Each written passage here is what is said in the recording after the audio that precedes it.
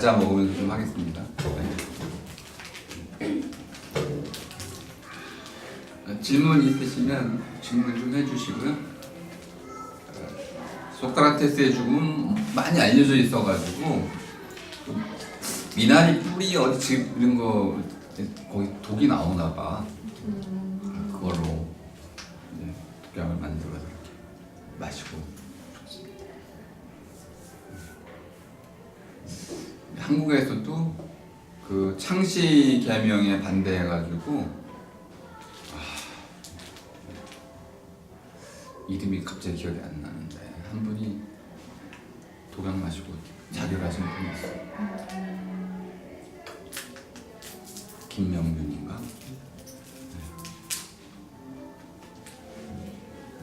저는 소크라테스 아빠 엄마가 석공이고 삼파라는 걸 처음 알았어요. 네. 어떻게 키웠길래 소크라테스 같은 인물이 나왔을까? 그 소크라테스가 인기가 많았을 때요. 지금 현대 같으면은 뭐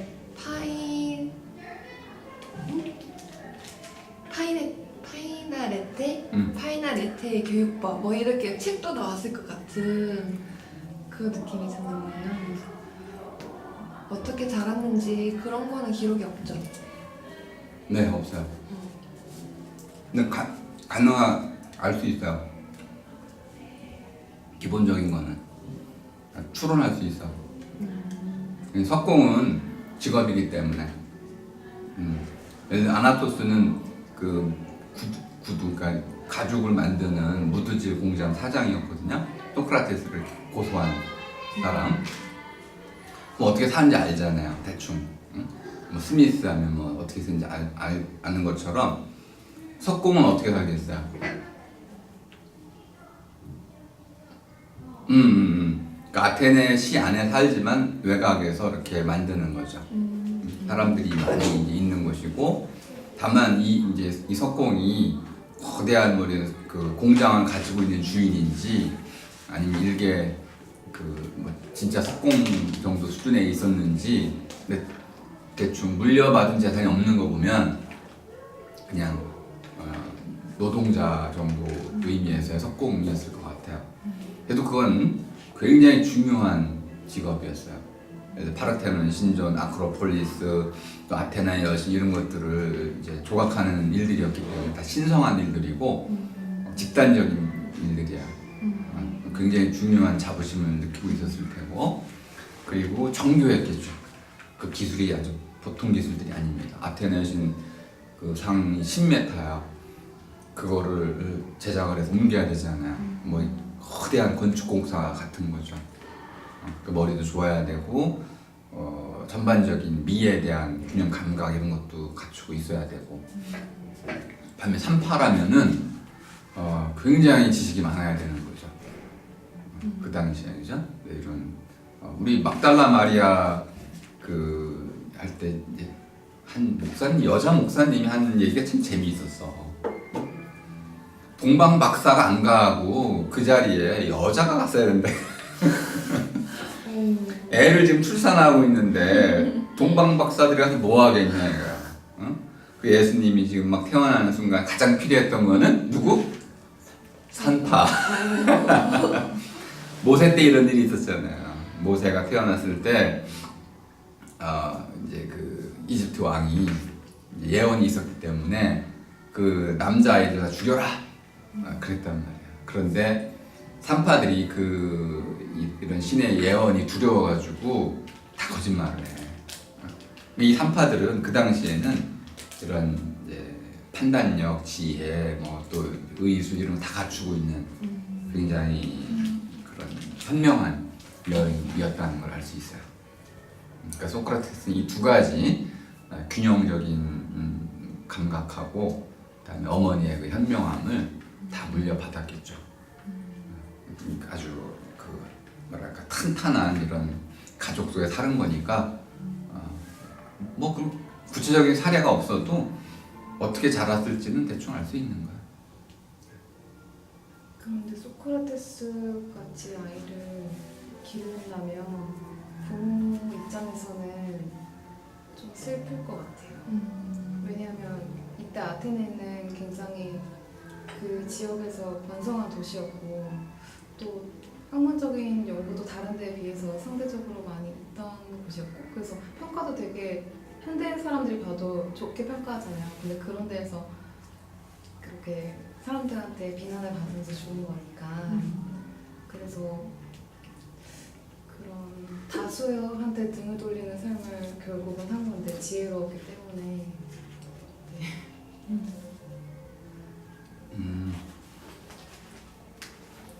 전 아테네가 양면이 있다고 봐요. 여기도 이제 리베카가 소개를 잘 해주고 있는데 일단 식민지를 많이 건설했고 그리고 자기 그 델로스 동맹 동맹국들에 대해서 많은 공물을 요구했어요. 그러니까 세금을 많이 걷어간 거야. 그걸로 아테네가 부유해졌고 그것 때문에 아크로폴리스라든지 파르테논 신전이라든지 위대한 건축물들을 세웠던 거죠. 그런데 또 하나는 자기들 명령에 복종하지 않는 식민지를 학살했어요. 그리고 결국 이 모든 힘의 원천은 노예제에 있는 거거든요. 그러니까 그런 면에서는 뭐 오늘날과 비교할 수는 없지만은 소크라테스가 아테네에 대해서 상당히 비타협적이고 비판적이었던 것은 철학적 정신을 가진 사람이라면은 제가 보면 뭐 당연한 것이 아니었을까. 그 시대의 그 시민들은 아테네에 대한 자부심을 느끼고 있었죠.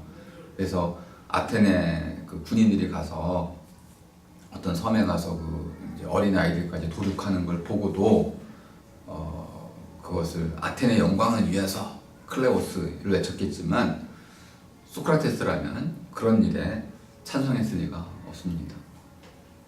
부모 입장에서도 뭐 그런 정의로운 아이를 기른다는 것은 뭐 보람된 일이었을 것 같고 다만 이제 404년에 펠로폰네소스 전쟁에서 이제 아테네가 스파르타에 패전하면서 이러한 정의로움이 이제 화가 될 수 있는 이제 그러한 어떤 전변이 일어난 거죠. 아직 그 전까지는 뭐 전혀 문제가 없었다고 볼 수 있습니다. 그러니까 독재가 일어나면 정의로운 사람들이 늘 위험한 거죠. 근데 바로 이 독재를 무너뜨릴 수 있는 유일한 힘은 또 이런 아가리라고 제가 표현하는 아가리가 입을 열지 않으면 독재 정권은 무너지지 않는 거죠. 이렇게 끊임없이 이제 그 소크라테스 같은 사람들이 버티고 있었기 때문에 참주정도 무너질 수 있었던 것이죠. 어머니 입장에서는 뭐 예수의 어머니는 어떻게 했어요? 예수를 그러면 뭐 그런 얘기 한 마디도 없잖아. 내가 예수를 왜 낳냐 이런 그런 말은 없어. 물론 있어도 안 적었을 수 있는데 위대한 인물들의 어머니들은 거꾸로 그 위대한 인물, 자기 아들이 위대해지는 걸 보면서 다 마음을 바꿔요. 위대해져 같이. 그러니까 서로 어머니를 통해서 아들이 또 위대해지는 것이고 또 아들이 위대해지면 어머니도 위대해. 전태일의 어머니 보셨어요? 저는 뭐 아주 위대하잖아. 그 처음에 그 아들에 대해서는 말리고 그러지만은 나중에 누가 최전선의 아들의 뜻을 이어갔냐면 어머니가 이어가요. 대몸 앞에서 다 하고 그냥. 그러니까 결국 우리 이렇게 서로 끊으려야 끊을 수 없는 관계에 묶여 있는 거죠. 어머니와 아들 이렇게.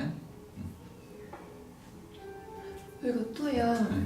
소크라테스가 맨발로 다녔다는 게 되게 흥미로웠는데요.